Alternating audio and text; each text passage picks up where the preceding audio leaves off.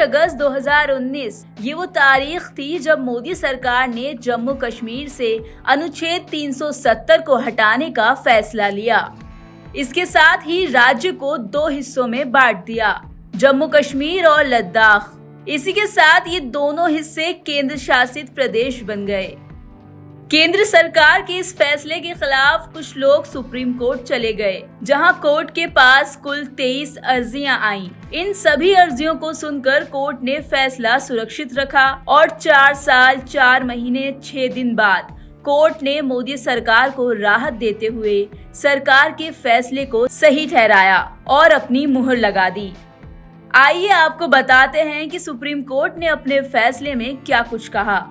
Supreme court ने अपना फैसला सुनाते हुए कहा कि धारा 370 हटाने में सरकार की कोई दुर्भावना नहीं थी।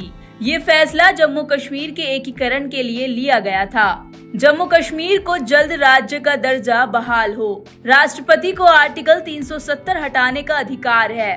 30 सितंबर 2024 तक राज्य में चुनाव कराए जाएं।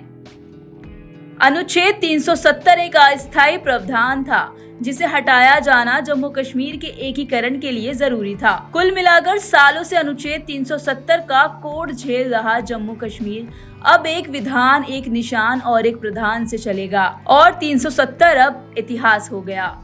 आइए आपको बताते हैं कि आखिर अनुच्छेद 370 क्या था, जिसको लेकर मोदी सरकार अड़ गई और खत्म करके ही चैन की सांस ली। वैसे तो संविधान का अनुच्छेद 1 कहता है कि भारत राज्यों का एक संघ है, लेकिन ये अनुच्छेद जम्मू कश्मीर पर लागू नहीं होता था। जम्मू कश्मीर का अपना अलग संविधान था। बता दें कि भारत के संविधान में राष्ट्रपति को किसी भी राज्य में अनुच्छेद को लागू करने की पूर्ण रूप से स्वतंत्रता थी, लेकिन राज्य के मुख्यमंत्री की सहमति के बिना नहीं। हालांकि अब सुप्रीम कोर्ट के आदेश के बाद जम्मू कश्मीर में विकास के नए दरवाजे खुलेंगे, तो वहीं राज्य की स्थानीय पार्टियां अब इस फैसले से निराश नजर आईं। साथ ही पीडीपी नेता महबूबा मुफ्ती ने कहा कि सुप्रीम कोर्ट का फैसला हमारे लिए एक मुश्किल पड़ाव है।